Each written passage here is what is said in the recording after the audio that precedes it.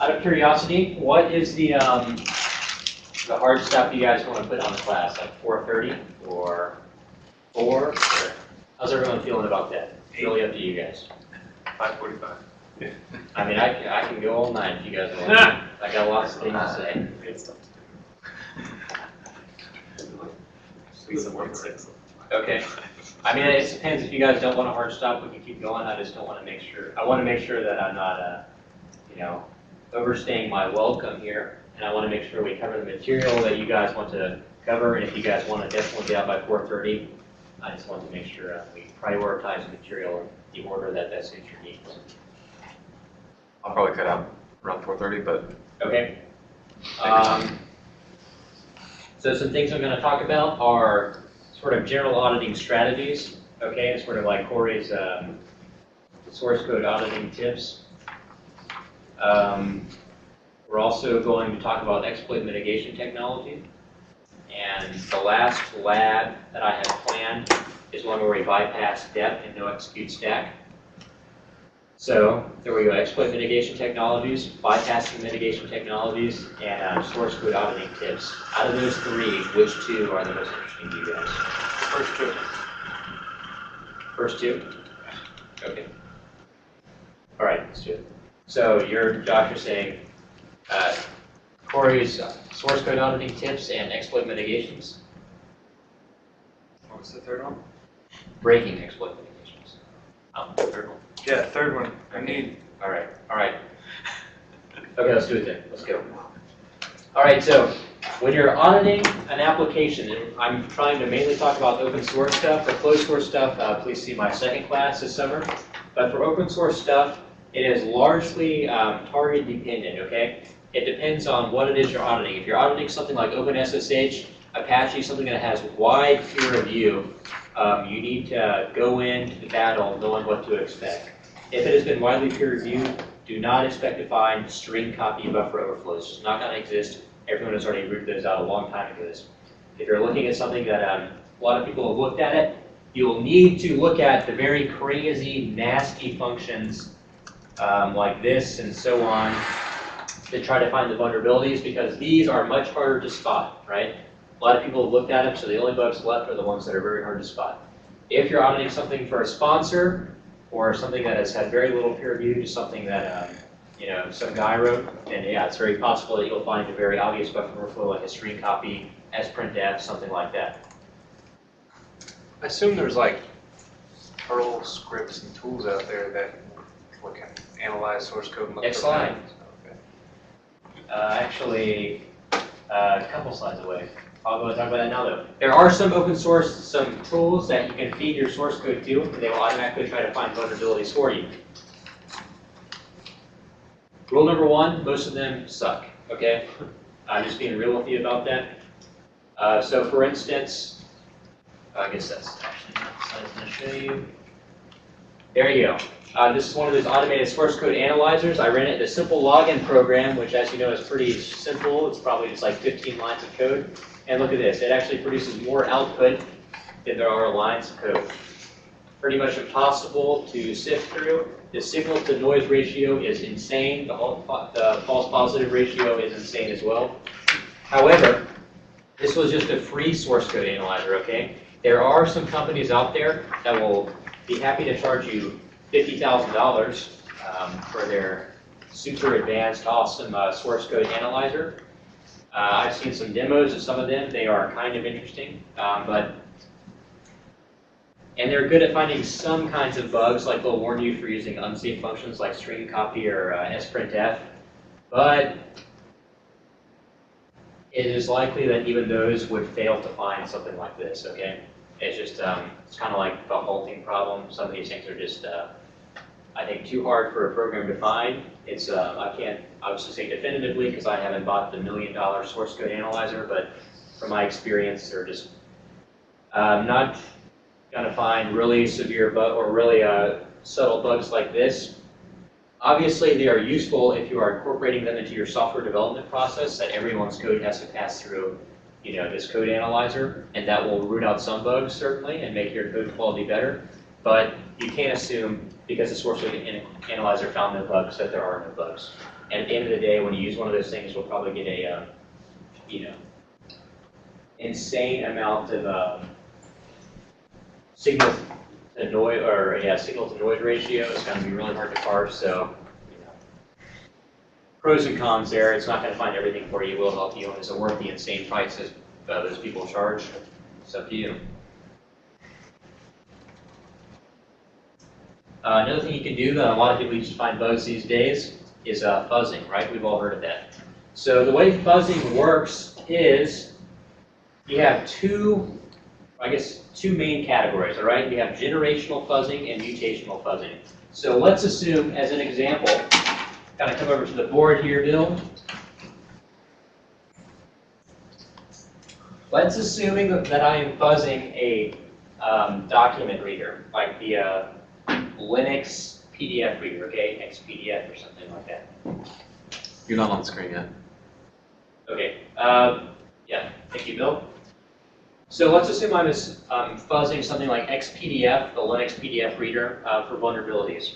What I would do to fuzz a target, just to walk you through a scenario, is first off, I would go and write a Python script to download 1 million random PDFs off the internet, something like that, okay? So I have a sample size of like 1 million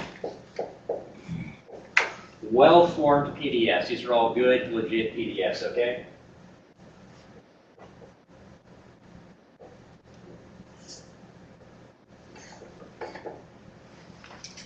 Now here's what I do. I have a Python script that comes and loads in one of these files. So X from here. I'm just choosing one at random. Okay. The contents of X are, and I'm making this up because I'm not intimately familiar with the PDF format, are some, we'll just assume it's binary data. We have this here. And these first 2 bytes just signify it's a PDF document. It's like a signature that has to be checked if the first 2 bytes are not A, B, B. It is not a PDF document. Here we have some more data, 0, 0, 1, 0, A, F, and this is treated like an integer or something. This declares some kind of size. I don't know. I'm just thinking of the file format. We have more binary data here. Blah, blah, blah, blah, blah. 1, 1, 2, 2, more binary data, pictures, and all this kind of crap. And what your fuzzing script would do for mutational fuzzing is it would take all this well-formed data and it would mutate it. It would come in and it would randomly change some of these bytes.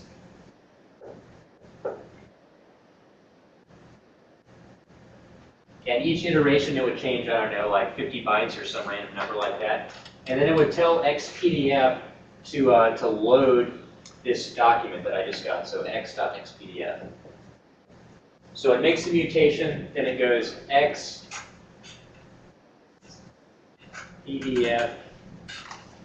x.pdf. It tries to load it. And it has and it checks to see if this crashed, if a core file was created, okay? If it crashes, it logs the crash and which file caused the crash, and maybe some like a register information, the time of the crash, and so on. And then it, whether or not it crashes, it reinserts this into our sample size, so now we have 1,000,001. And it does this 100 times a second for a whole week or something like this. And at the end of the week, you have found, like 1,000 crashes, probably more like 10,000.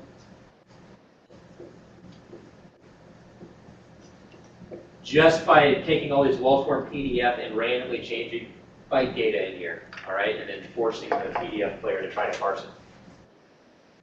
And then what you do is you have 10,000 crashes, and you have to decide which of these are exploitable and which are just bogus crashes, like null pointer dereference or something like this.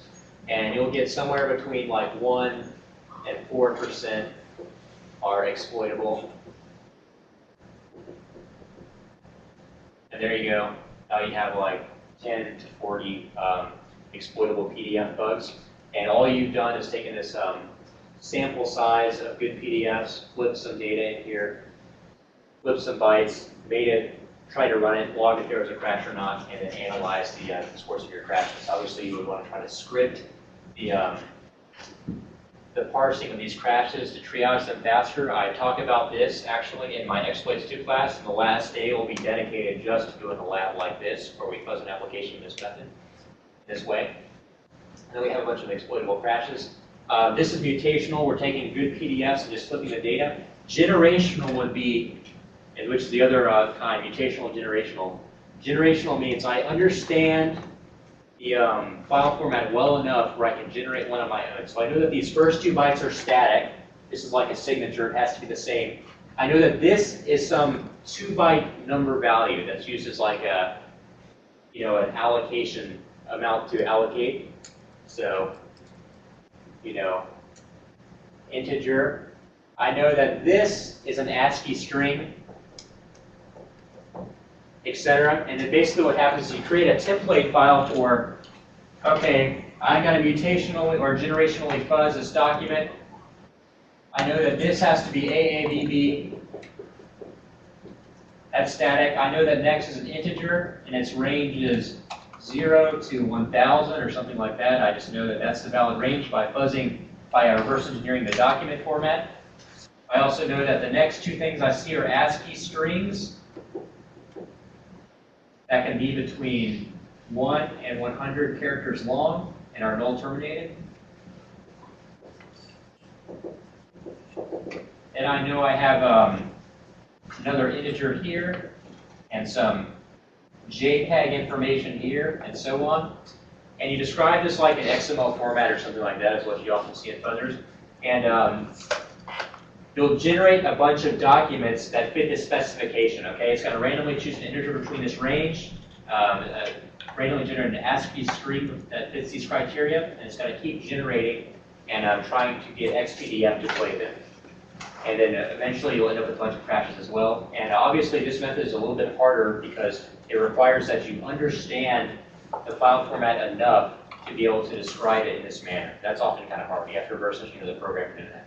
Whereas with generational fuzzing, you have to just collect a large sample of these PDFs, and then you can just change them a little bit. Keep changing and changing and changing and see what happens. And of course, you're probably asking yourself, does this actually work? Is this totally bogus, what Court's telling me? And hell yes, it works, is the answer to your question. I actually did this just for fun. First of all, I read a paper, I don't know, a couple years ago, where a guy fuzzed a lot of client-side formats, like client-side document parsers, like in Microsoft Office and Adobe, using this exact same method, and found a whole bunch of vulnerabilities. This was a couple years ago. And I was sort of curious about making this process work as well. So I did it myself for like the Linux PDF reader, open source PDF reader or something like that, just to see what would happen. And yeah, I got like a bajillion crashes, okay? So this method definitely does work. And some percentage of those will end up being exploitable.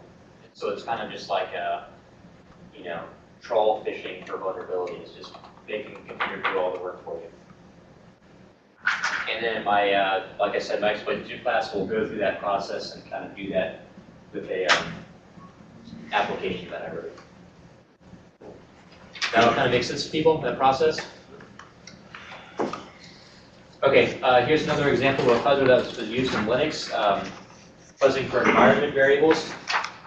Basically, back in the day, like 2001, people were discovering that there were a lot of buffer overflows in environment variables, like your home and path variable. And so there's this dumb fuzzer that basically replaces your environment variables with a bazillion A's, and it tries to run a bunch of applications. Some of those will crash. It's usually indicative of a stack overflow. Just more examples of fuzzing. So, there are pros and cons to fuzzing. The biggest pro of fuzzing is that it can be automated, okay? You're a programming computer to do all the hard work for you. You can go and have a drink with your friends all weekend while your computer is crushing away and your power bill is going to the roof to find these bugs. And yeah, you design them.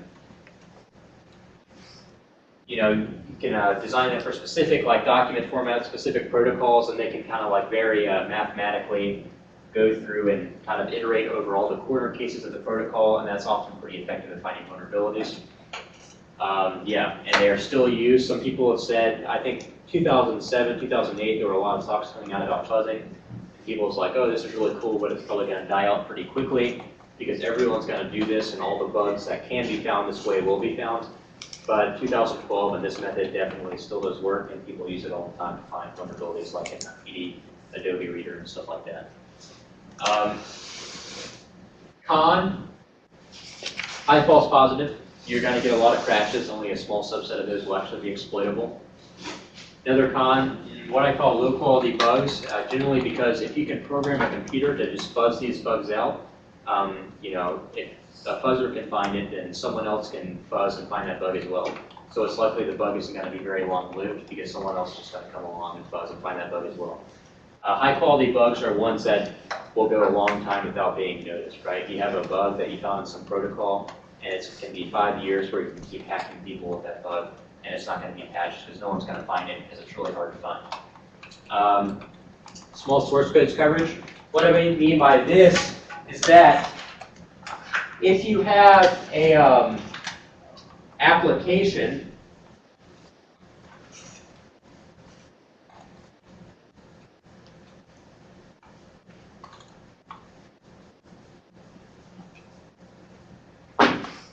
that has some case statement like if x equals 0122 fa3c str copy blah blah blah blah, you would probably never find this fuzzy, right? Because the stars would have to align just right, and x would have to be this 32-bit value, and that's only going to happen 1 every 4 million times. So you're probably just never going to find this buffer overflow. If you were reverse engineering, you would see this right away, and you could manually instrument this value of x to be this, and then you get to the vulnerability right away. So fuzzing generally misses stuff like this, so it does have some weaknesses there.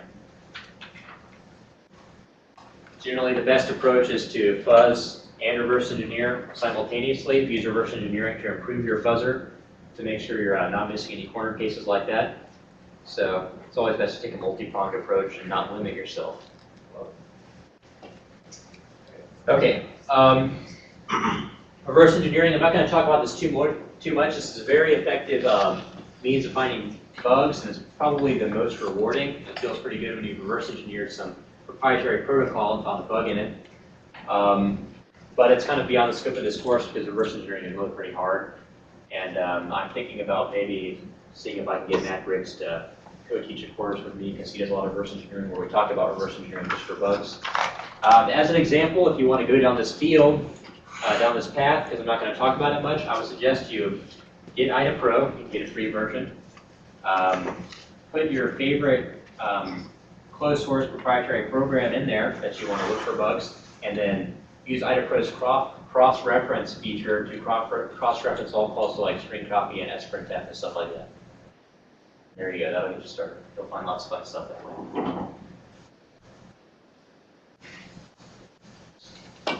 This is a cool example. I saw this talk at Black Hat some number of years ago. That was kind of like automated finding a bug spit from Microsoft patching.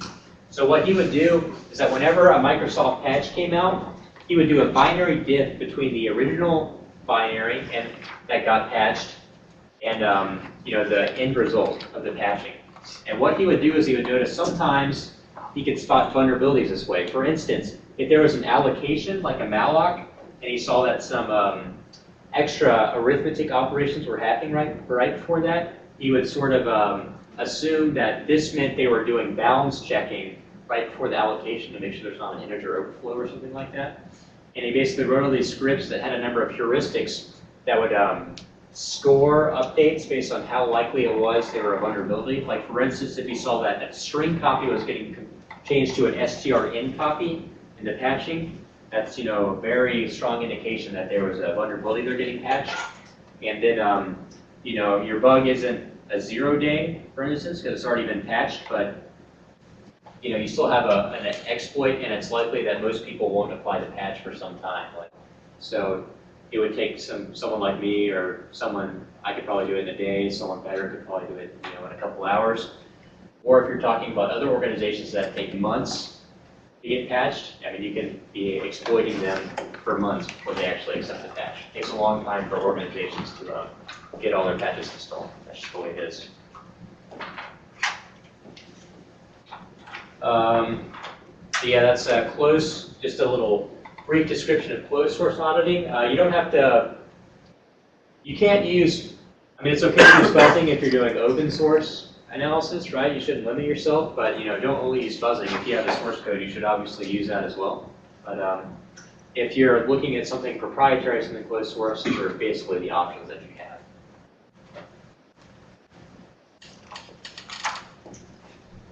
Okay, so talk a little about open source auditing, which is really what this course is about, and hopefully you guys will be doing this some eventually for a sponsor or something like that, or for your own source code. And hopefully this will give you some tips about what to look for there and improve the quality of your code or the quality of the sponsor. So, show you that. So manual inspection. Some people will tell you that no one does manual inspection of source code anymore, that all vulnerabilities are found by crazy 3-set solvers and blah, blah, blah, stuff like that, and $50,000 source code analysis tools. Not true. That's just the way it is. Those people are wrong.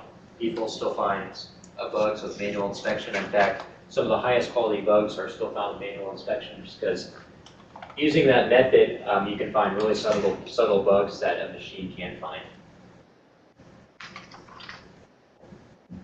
So there you go. I've already talked about this. Depending on what you're auditing, you should know what you're looking for. Sponsor projects, it's okay to look for string copy. OpenSSH, don't bother. You're wasting your time.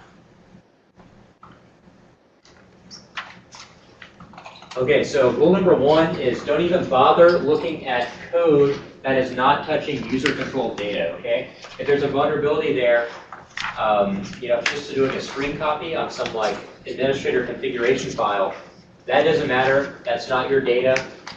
You can only find bugs in the code that is actually handling your data in some way, right? It has to be your data that causes the memory corruption for it to really be useful. Or you have to be able to get to it with your data, basically. So yeah, you basically want to look at your source code for wherever the user input enters into the program, like a read call on a socket or a fread file or something like that, and then start drilling down on that. You want to limit your scope. Only look at the parts of the program that pertain to touching your data. Yeah, one important thing that a lot of people get lost on, I think, is that when you're auditing source code, put yourself in the programmer's shoes. Try to think of, what is this code trying to accomplish? If I was a programmer, how would I design and implement this? And then finally, if I implemented it this way, what would the potential problems be? What I find is that if I'm looking at source code, and I'm thinking of, all right, if I was trying to program this string parsing loop, how would I do it? And then with that in mind, if I've kind of sketched out how I would implement it, it makes a lot more sense about what the original programmer was doing in the source code for that loop. And then once you understand the code, it's a lot easier to find bugs in it.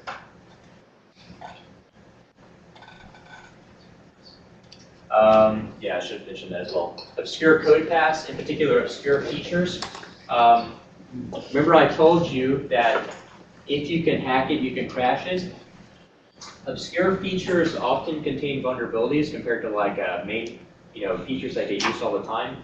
Because if the bug is in a code path that is executed all the time, say like your MP3 player, the code path associated with actually playing MP3s, that code path hits all the time. So if there's a bug in there, it's likely that the crash has already been seen and reported, and the developers are aware of it because that code path gets hits all the time, so it's likely the bug was triggered. Now let's talk about the MP2 code path for the MP3 player, which never gets used because no one uses that format or whatever. That one might contain vulnerabilities just because that code path never gets exercised, so no one just is there to see and notice the bugs and crashes and that kind of thing. So always look at obscure features, and those are often where the bugs reside.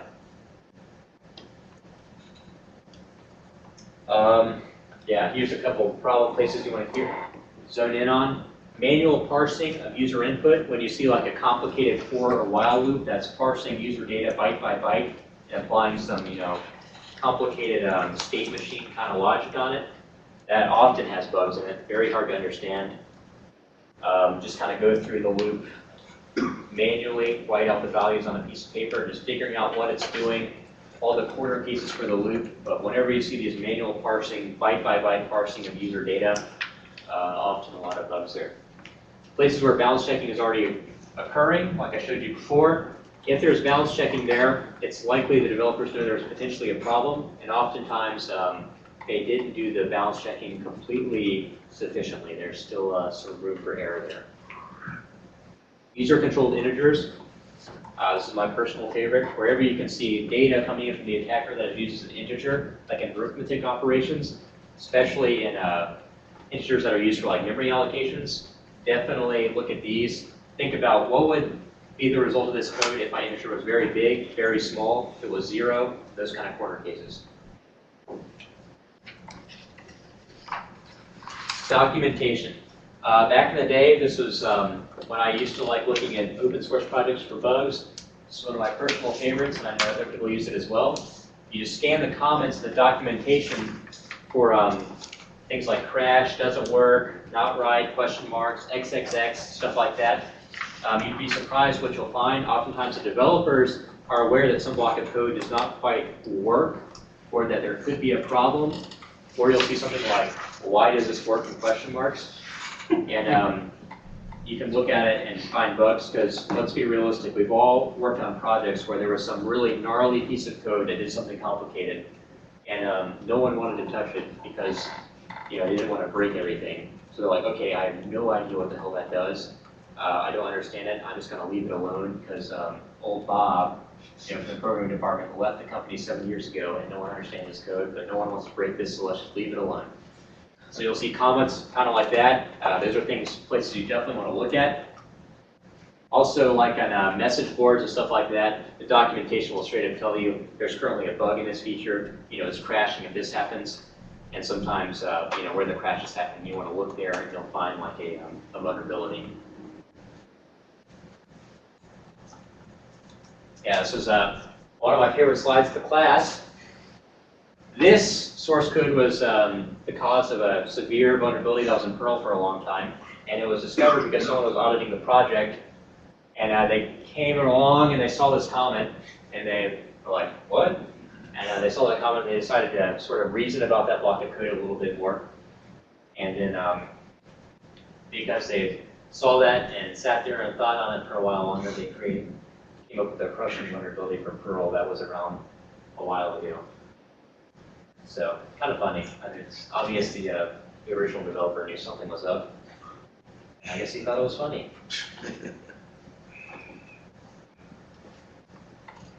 Yeah, so bugs that have already been patched, oftentimes the patch from the vendor was not sufficient.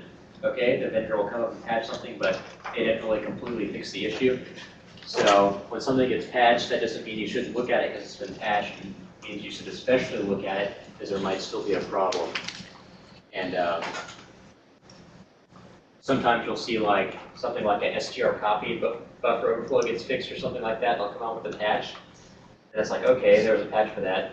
And that same instance of the buffer overflow, that same kind of like str copy logic is kind of like dispersed all throughout their source code, and they go in and they only fix one instance of it, right? They just fix the one that that person wrote the exploit for, but there's still like 100 instances of that same bad block of code. So whenever you see patches coming out for a product, it's likely that there are other similar bugs out there, or that the patch wasn't even good enough to fix the existing issue. Okay, so yeah, I can't really give you a formula for finding bugs. It's something that you have to spend time doing. It's something that I'm actively trying to make myself better at. There's people out there a lot better than me, but really it comes with experience. You just have to do this and see what you can find. But at the end of the day, you really have to understand the product and the code that you are auditing. If you understand the code better than the original programmers themselves, which is often what it takes, then you will find bugs in the product, okay? So there's no cheating. You have to spend the time to understand the code. A lot of times it's not fun, but that's just the way it is. Okay, so that was my little bit about finding and looking for software vulnerabilities. Now we're going to talk about exploit mitigation technologies, and I'll try to move through this a little bit quick since you guys wanted to get more on the return to libc stuff.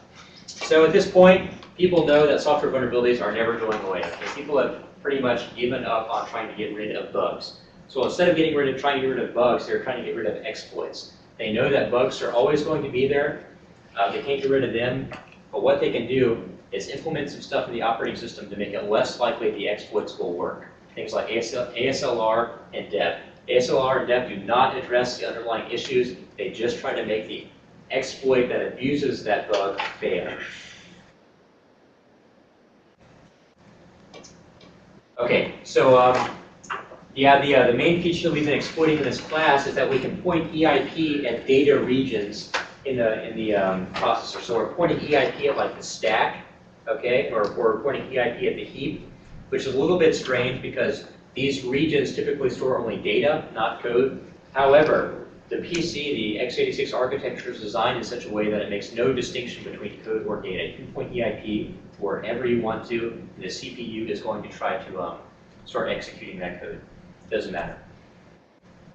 So, one of the first real exploit mitigation technologies that we saw came out, tried to remedy that, and it set some rules on, okay, the EIP can't point at this or it can't point at this or that. In particular, they targeted the stack, and they basically reprogrammed the Linux page fault handler so that if EIP ever pointed at the stack, it would cause an exception. It wouldn't work. So you couldn't just point the EIP at shellcode on the stack. So the problem was that there was no real hardware support for this type of feature since the underlying system made no attempt to discern between code and data. So to force it to do that, they had to program this really gnarly hack on top of the page fault handler. As a result, it was kind of buggy, or there's some performance overhead issues, so no one really adopted it. It wasn't accepted into the Linux kernel.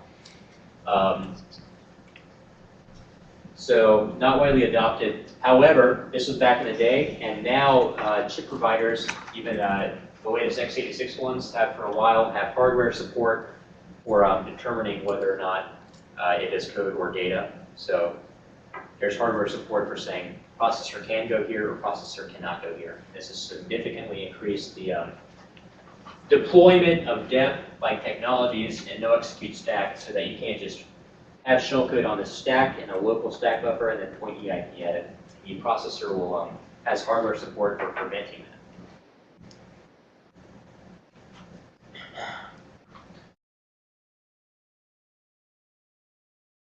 Here's an example. This was on my Windows XP laptop. I create some data, just contains no ops. I try to point EIP at it, and then I get an exception, basically, because the processor is saying, no, no, no, you're trying to execute a data segment like it's code, and I don't allow that because that is bad.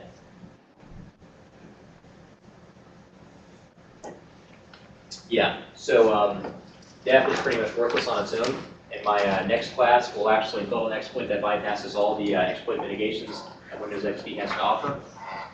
Not too hard to do. It's just, you know, makes your life as an exploiter, makes your work more important, I guess you could say. What's funny here is that the guy that actually programmed and suggested the original no execute stack mitigation also came up with the bypass for it. So he developed the attack and the defense. It's all back in like 2000, 2001 time. Pretty smart guy. He had a lot of like really interesting ideas back in 2000, 2001, 1999. And I don't know what happened to him, but a lot of the really cool exploit research back then, he was the source of it. His name was Solar Designer. Pretty good question. So yeah, don't think about this. I don't like the way I'm phrasing this. We're going to think about exploiting this without executing any code on the stack. So we're going to think about exploiting this with no shell code, okay? No shell code at all. But we still want it to spawn a shell for us. We have already done this. You just don't realize it. In the original simple login program, we spawned a shell like this, and we did not execute any shell code, okay? We did not put any shell code on the stack and then point EIP at it. We just returned to this function, goShell, which luckily existed in the process address space, and spawned a shell for us. But I mean, this kind of thing doesn't exist in real applications, right? Well, it turns out that it basically does, okay? And that's what we're going to use. This type of code exists in the standard libc library, which is automatically injected into all of your processes in Linux. And Windows has similar stuff and similar DLLs that automatically get put into your process address space. And you can just bounce off those to spawn a shell or do your bidding. It's the beginning of what we call return-oriented programming, which I'll get into a little bit more in exploits too. Okay. So, whether or not you call something like even if you call the simplest function, in fact, pretty much no matter what you do, even if you don't call any libc functions, libc is still going to end up in your process, all right? So this was a very simple buffer overflow program, smallbuff.c. And in it, you can see the only thing I'm really calling is string copy. Call string copy. That's the only libc function I'll be using. However, all these other libc functions automatically get put into my process address space. Just because the operating system is automatically putting all of those functions, like this big block of functionality, into my program, even though I don't need, I'm only using like 0.01% of it. I still get all this other handy-dandy stuff to use. And it turns out I can just return to one of these functions. So for instance, the system function, the system libc function, will just execute any command we pass as an argument. So if we did system/bin/ls, it would execute the ls command, or system/bin/sh, it would execute the /bin/sh command. So we're just going to return to the system function and orchestrate the stack so that it looks like the argument for system is /bin/sh. Okay? And if we do that, we will have spawned a shell and not used any shell code, so we have not executed anything on the stack, and so def will have, not appear at all. It's all good.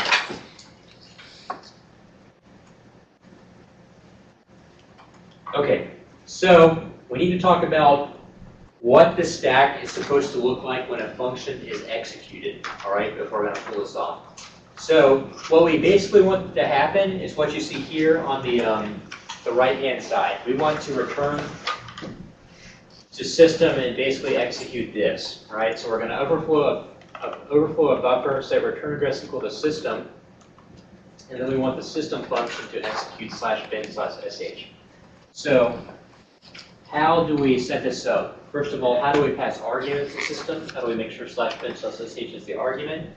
The best way to do that is to compile this and then just kind of look at what's going on when this is called legitimately. So with libc, when you pass arguments to functions, you basically just push them onto the stack, okay? So there's only one argument for system, so we would just have /bin/sh on the stack. Not the actual string, but the pointer to the string, all right? A pointer to /bin/sh, not these actual characters on the stack. So, another thing you want to think about is what exactly does a stack look like when we return to a function in that manner? What does the function expect the stack to look like? So, when we execute something like the system function,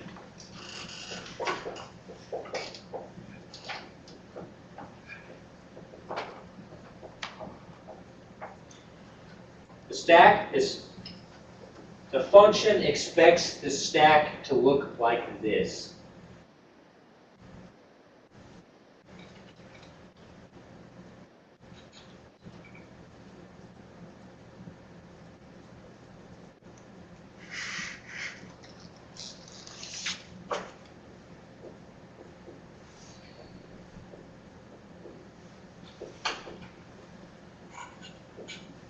So you have your argument, your return address.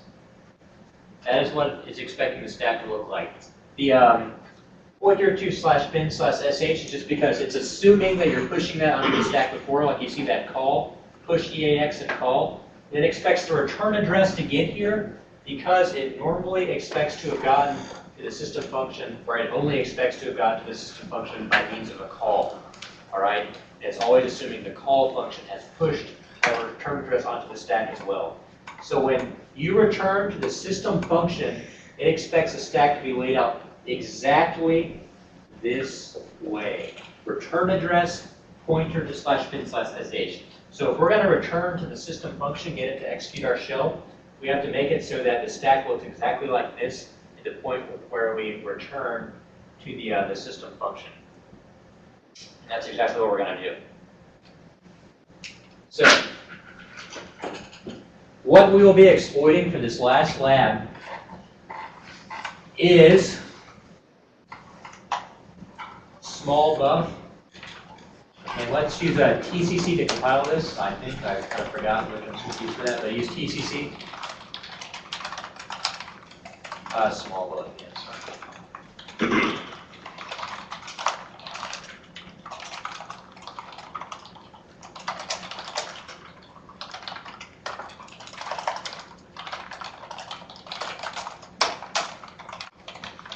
Here's our game plan. We're going to overflow 16 bytes to overflow buff. Okay, we're going to completely smash buff, just like we've done before. We're going to write 4 more bytes to overwrite the saved frame pointer. Doesn't matter, overwrite a jump. The next 4 bytes is we're overwriting the return address. So we're going to overwrite the return address with the address of the system function. All right. After the address of the system function, we have to make it look like what I have on the board there. Because what the stack is going to look like is we have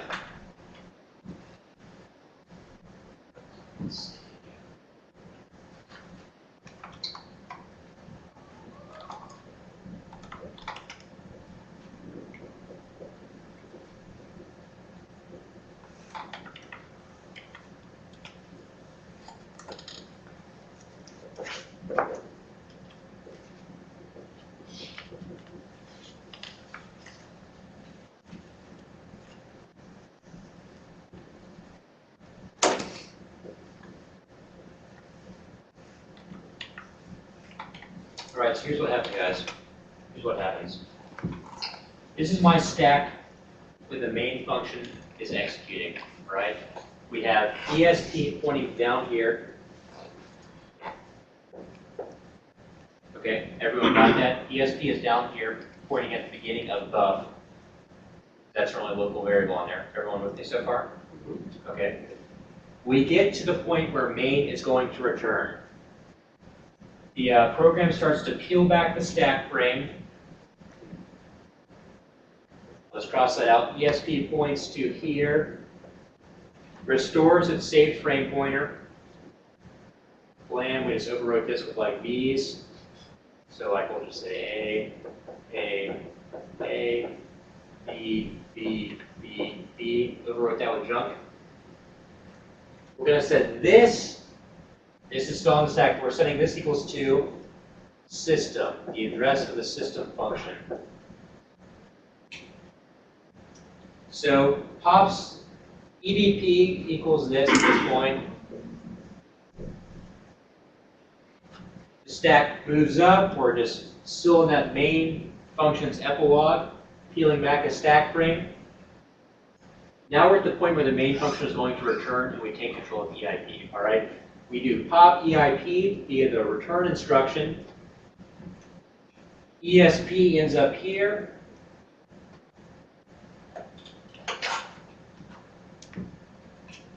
We are now executing system, so EIP equals system, and look what the stack looks like. We have a bogus return address. I should have put bogus, because this is something that we put on the stack. okay? We have a pointer to /bin/sh that we will put on the stack as well via our overflow. And then the return instruction is made EIP equal to system. System's view of the stack is this, which is exactly what it's supposed to look like. It has this bogus return address that we had put on the stack for it, and then a pointer to /bin/sh for its argument, and then bam. It is just like we have done a call. So we have turned our vulnerable program into one that is call system/bin/sh. So if this was running as user ID root, we would have a root shell on the system. So this is what we're going to do to exploit small bug.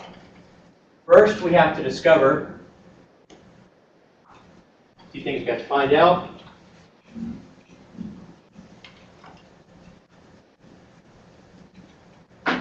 One, address of system.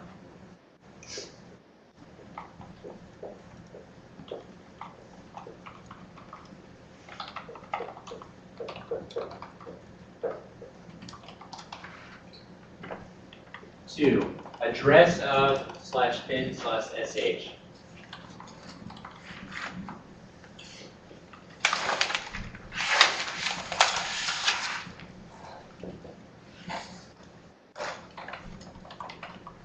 You say address, you mean basically the hexadecimal code of that string? Not the code for that string, but an actual pointer to this string. Okay, so let's assume that OX11223344 stored that address as a string. We would want the actual 11223344. So you have to store it and then get the address? Yes. I'll talk about that in a second. 3. Let's see, what else is unknown for us here?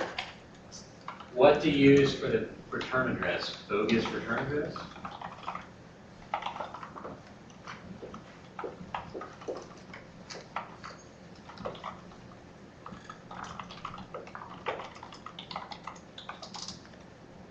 Okay, who can tell me what the address of system is? What you should do is, because we are not in an ASLR environment, the address of system will be the same each time you run the program. Okay, so compile small buff, set a breakpoint in the main function, run it, and then do like x/I system or something like that, and it'll tell you the address of the system symbol.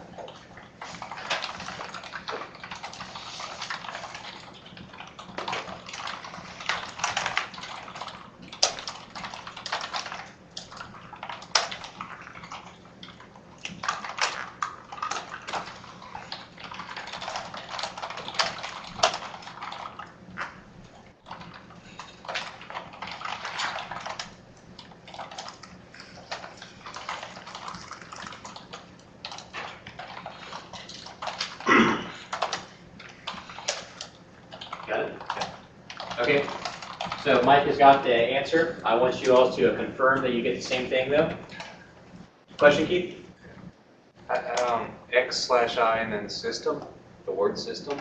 Yeah. They can figure that out, that it's referring to libc system. Yes. Mine's just a no symbol system. Did you run the program and set a breakpoint in the middle? Yes. Is that the command you used? Breakpoint, and then I just did X, not X/I. I did x/I system. There you go. Yeah. I got it. Okay, all right. All right, so what is the address that you guys all got? Actually, let's just start with Mike and see if everyone got the same thing. What did you get, Mike? 890-CEC83. 890-CEC83.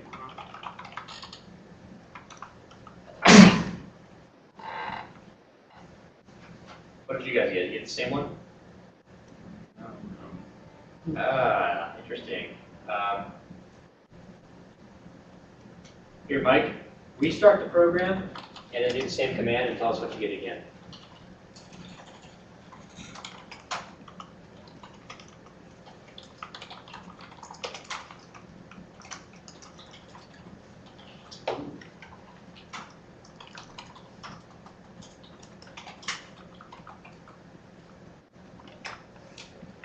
Same thing. Okay. Okay, I want everyone to do that. Restart the program and do the command again and just make sure you get the same address.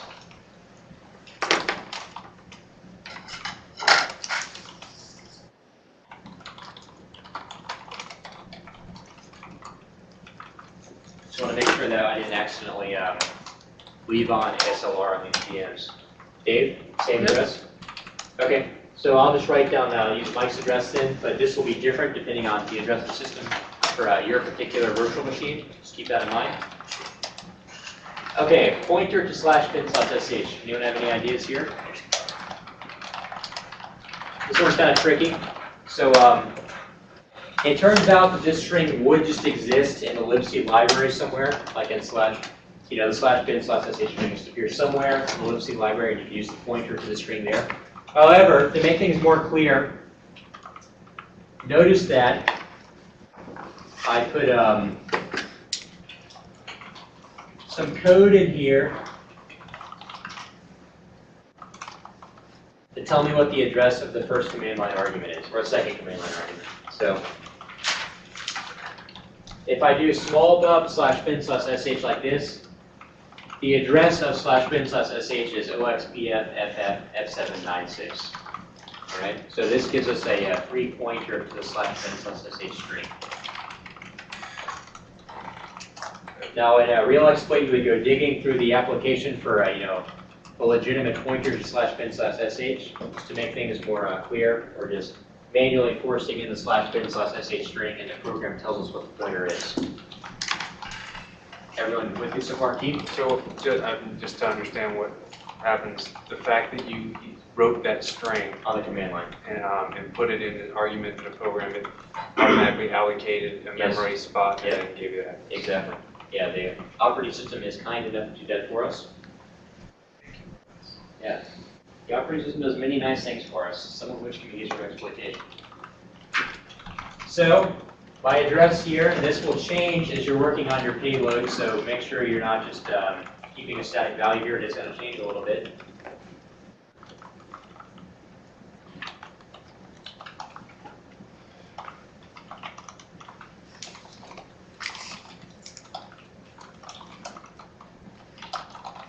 That's my address for /bin/sh. Bogus return address. What should I put for this? Anyone have any ideas? It'd be nice if put it right at the end of the main, so it returns back normally. Yeah, that would be interesting. That would probably work. You should try that. This can be anything, and basically what this means is that after you exit the system /bin/sh, so like if you type exit in your shell spot from that, it would crash because it would try to jump to a bogus value. What you commonly see is put the address of the exit here. So whatever that address is for you, you can put that in there. It doesn't matter if you use a bogus value. So I want you guys to work on exploiting small bub as your last lab for the day. And spend a few minutes on it based on the information I've given you here before I start working out the payload myself on the door. I want to see if you guys are on the board. I want to see if you guys can get it on your own.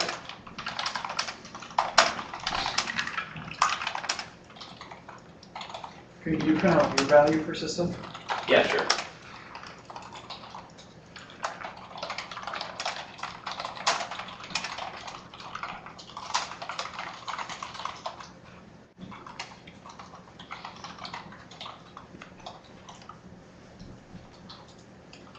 I guess, yeah, mine is the same.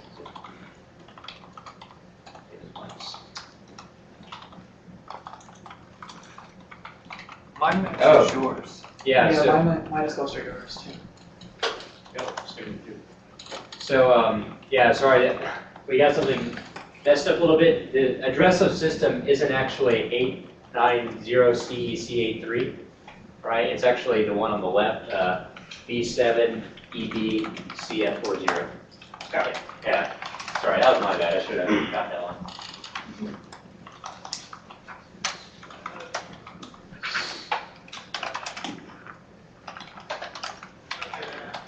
Just keeping you on consensus. Oh yeah, sure.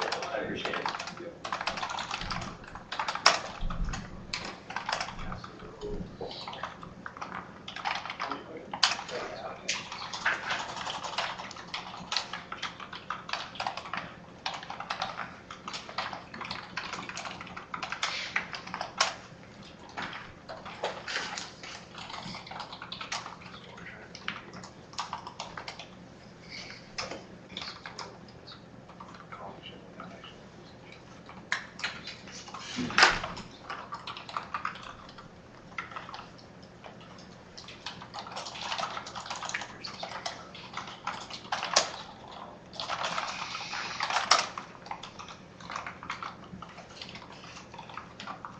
for those of you that really like this material and you want to learn more about return-oriented programming, or at least reason about it, I would challenge you to, right now, you know how to successfully chain 2 libc calls together, system and an exit, since we're forcing in that return address.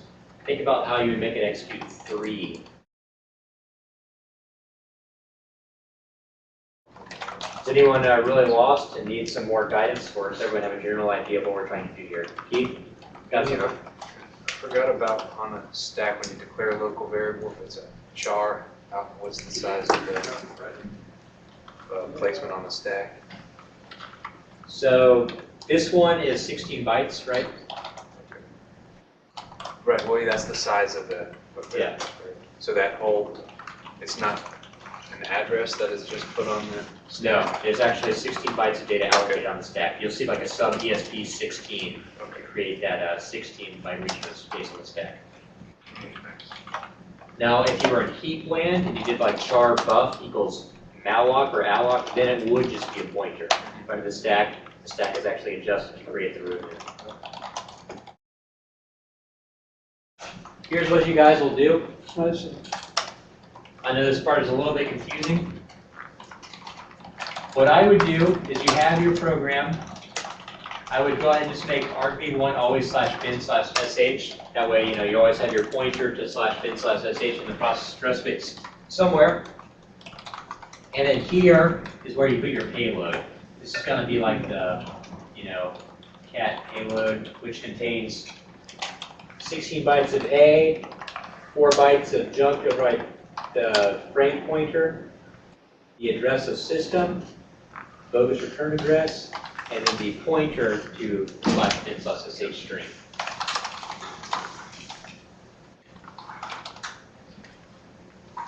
So you shouldn't use the one that we found through the OS, through the debugging, rather. No, you can use that. Yeah, you use that address of, so you found system, the address of system, and maybe exit that way, right? So you will use that address. Do you guys want me to start working through my solution for this, or do you want me to give you more time to look at it? Okay.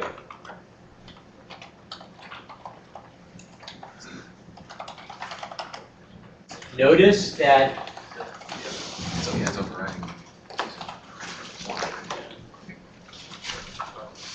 one thing to notice, guys, is that the address of the /bin/sh string is going to change depending on the size of all your command line arguments. So in this case, there's a 1 byte string for the second command line argument, then a 3 byte, then a 6 byte. And notice that shifts the addresses around each time. All right. So if the argument sizes stay the same, though, the addresses stay the same. So if you develop your payload and use the address of /bin/sh when your payload string was only 50 bytes long or something like that, then your address for /bin/sh will have changed somewhat. Just FYI. So sorry guys, I was not looking at the source code, as Shane just pointed out. The /bin/sh string is actually supposed to be the second command line argument, just because of the way the thing is programmed. So yeah, like that, because the string copy is coming from the first command line argument, not the second one. So my bad there. So a simpler version of the return-oriented programming thing that you can try is you can call the system function, right? You can pass whatever argument you want to it. You can also call the exit function. However, when let me think about that. So the exit would be no, we should do the same. So Dave, think about how you would try to chain 3 libc calls together. So it is right now you can do system then exit because you're supplying that exit system call, right here. So you can call system then exit. How would you force it to call a third libc function?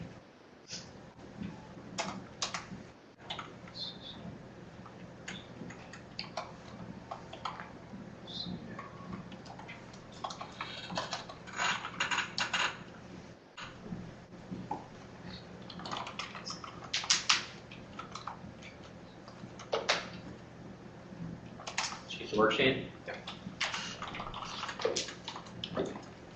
So for those of you curious about like more advanced mitigation bypasses and return-oriented programming, I would suggest to you as a good paper to get started. If I can find it.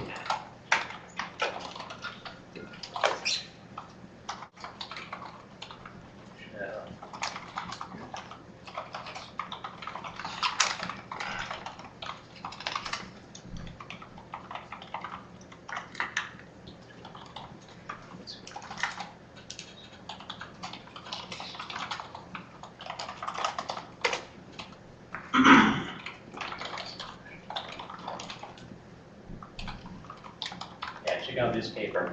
This one is a really good introduction to the beginnings of like return-oriented programming and doing more complicated versions of this, much more complicated versions. And it's, if you just Google for advanced return into libc exploits, it's a really cool paper.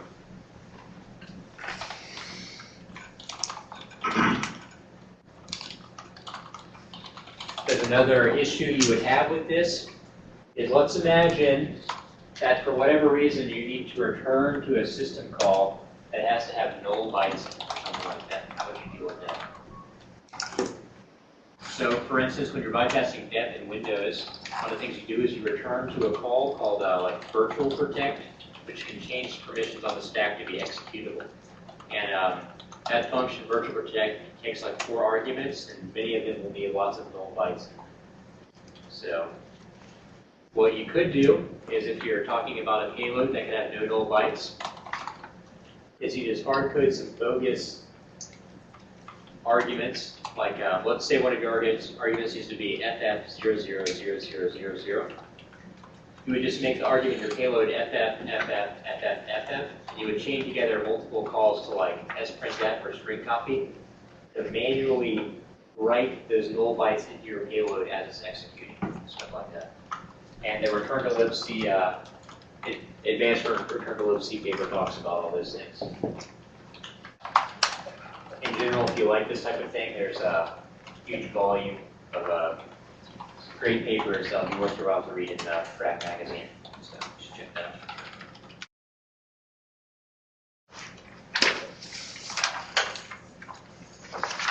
All right, so that was pretty much the last slide, guys. I'll just say a couple more things to wrap up the class. If anyone is still working, first of all, did everyone get the shelf to spawn? You got it? Okay. So,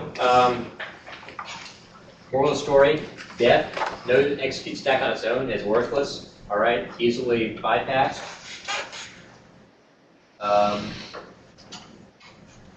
Let's open my slides here. And the main reason for that is the attacker can predictably know where the address of the system function is whenever the process executes. So ASLR is all about trying to, prevent that from happening. So if I turn on ASLR, which you can actually do on those systems by typing this command. So if you su root, and just use root as the password,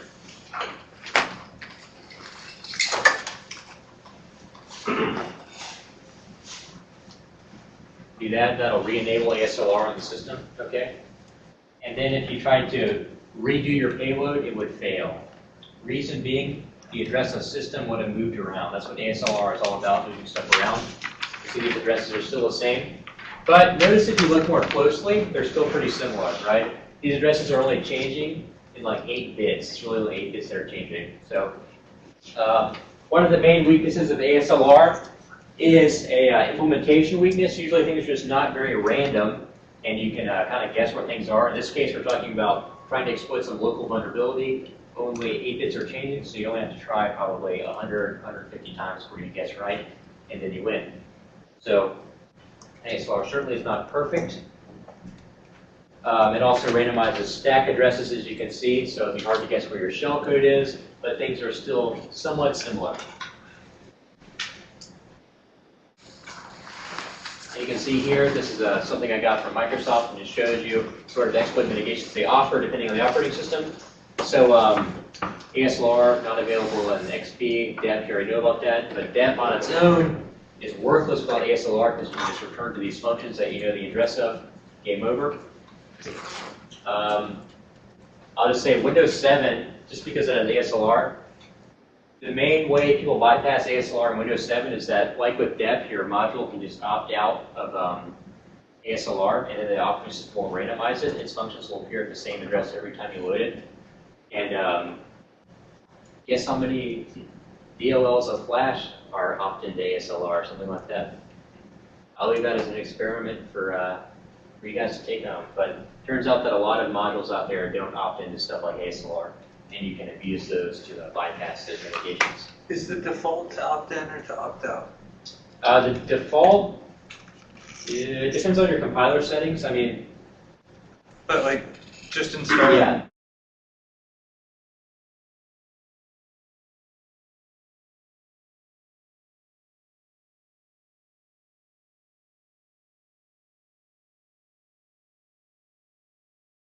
So it's like, system-wide, you can set it so that you kind of have like settings on the system level and the binary level. The binary can say like opt-in or opt-out, and the system can say like everything has to opt-in. If it's not ASLR compatible, I'm just not going to load this thing. Or it can say like opt-in to ASLR unless it explicitly says not to and stuff like that. When you look at any third-party application, of any substantial size, and a lot of them will opt out of these things like DEP and ASLR and so forth, so they just won't be applied to those DLLs. And those are the things that are used to bypass ASLR windows and DEP windows. So, and then we go over that in exploits 2. Basically, in exploits 2, I give you a vulnerable binary, turn on every single exploit mitigation Windows XP has to offer, and then I load the Flash DLL into that vulnerable executable, and then you just use the Flash DLL to bypass every mitigation since Flash is not anything. Wait till June to see that. Yeah, so not very random. These things, you can kind of break them with brute force or discover them with information disclosure vulnerabilities like format strings and stuff like that. Another big issue is that with ASLR, not everything is randomized, just kind of like the base offset for the processes is randomized, and everything is the same distance apart based on that initial random offset. So in this case, system and exit are both random addresses is changing, but the difference between the two functions is the same. So for instance, if I was able to discover the address of just one function of libc, I'd automatically know the address of every other function of libc.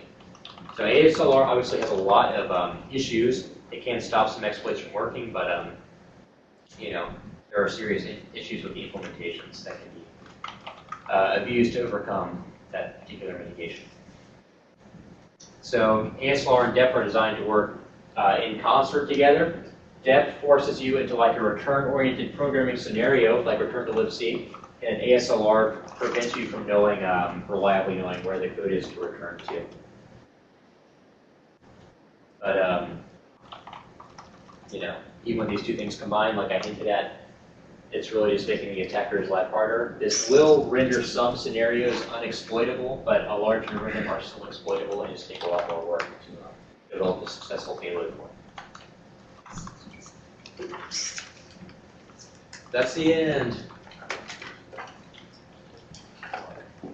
All right, so thanks guys for coming.